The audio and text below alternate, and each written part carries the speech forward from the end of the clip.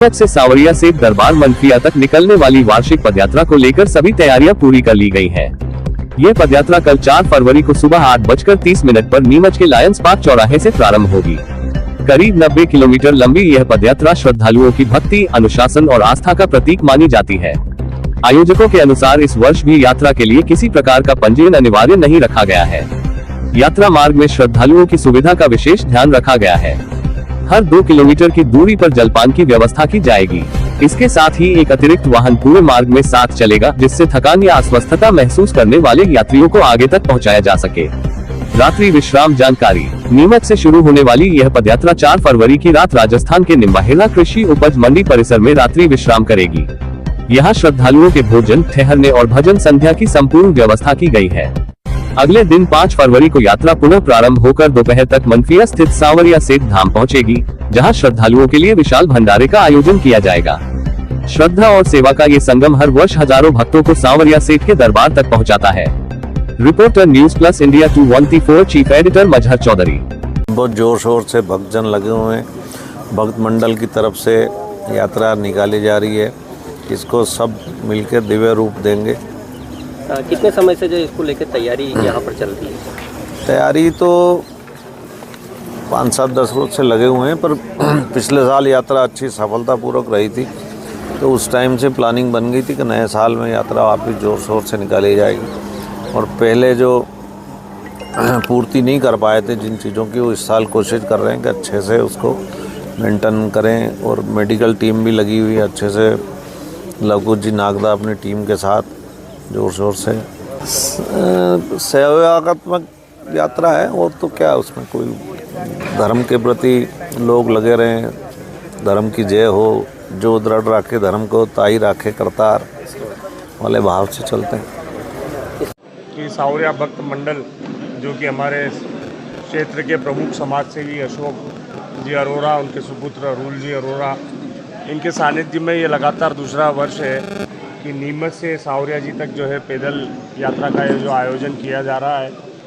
और इस बार जो आप सब लोगों ने देखा होगा कि उस यात्रा को लेके और सारी यात्रियों की सुविधाओं को ध्यान में रखते हुए कि उनको किसी भी तरीक़े का कोई परेशानी का सामना नहीं करना पड़े, इसलिए सांवरिया भक्त मंडल के द्वारा लगभग मेरी जानकारी में 3 बार तो मीटिंग की जा चुकी है, सभी लोगों को सम्मिलित करके, हर वर्ग को सम्मिलित करके, कि वो अपने सुझाव दें जिससे कि ये यात्रा सफल हो सके और निर्बाध सफल हो सके। किसी भी कोई भी एक यात्री किसी भी बात को लेके ये परेशान नहीं हो कि उसे अगर यहाँ से लेके सांवरिया जी मंदिर तक अगर पानी की आवश्यकता थी तो उसे वो पानी उपलब्ध नहीं हुआ, या किसी को अगर कोई एक छोटी सी मेडिसिन की आवश्यकता थी तो वो उपलब्ध नहीं हुआ। इस तरीके की तैयारियाँ इस बार पूरी सांवरिया भक्त मंडल के द्वारा भाई अशोक जी अरोड़ा और अरुल जी अरोड़ा के सानिध्य में की गई है। और मेरा हमेशा से ये मानना है कि सांवरिया सेठ तो अपने आप में सांवरिया सेठ कहा ही जाता है।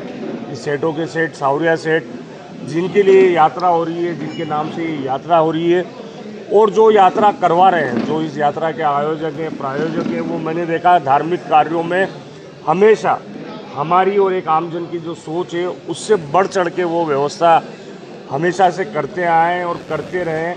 तो मुझे इस बात का पूरा विश्वास है कि सांवरिया जी के लिए जो पैदल यात्रा हो रही है और जो उनके परम और अनन्य भक्त अशोक जी अरोड़ा और अरुल जी अरोड़ा के द्वारा जो करवाई जा रही है, तो उसमें निसंदेह रूप से जितने भी हज़ारों यात्री अनुमानित है, लगभग 5 से 10 हज़ार यात्री अनुमानित है, मुझे लगता है कि किसी भी यात्री को कोई परेशानी नहीं आएगी। उनको रहने को लेके, यदि कुछ यात्री आसपास के कल भजन, हाँ, यात्रा कल 4 तारीख को, परसों 4 तारीख को जो अपना ये जो लायंस चौराहा जो है यहाँ से प्रारंभ होगी। यहाँ से पूजा पाठ करने के बाद यात्रा प्रारंभ होगी और नीमच से नया गांव होते हुए निम्बाड़ा होते हुए निम्बाड़ा में यात्री रात्रि विश्राम होगा। और उसके बाद वो 5 तारीख को जो है सांवरिया जी पे समाप्त होगी भोग के साथ और भोग प्रसादी के साथ। यात्रा की शुरुआत भजन संध्या से होनी है। भजन संध्या से मेरा यही निवेदन मैं कर रहा था कि कल 3 तारीख को शाम को प्रसिद्ध लोक गायक के द्वारा सांवरिया जी की शान में एक भजन संध्या का आयोजन किया गया है। तो मेरा आप सबके माध्यम से क्षेत्र की पूरी जनता और आसपास के सारे भक्तजनों से ये अनुरोध है कि यदि वो दूर दराज से अगर इस भजन संध्या को सुनने को आते हैं तो उनकी कल से ही सावरिया भक्त मंडल के द्वारा उनके रुकने की, ठहरने की और खाने पीने की व्यवस्था सावरिया भक्त मंडल के द्वारा की गई है।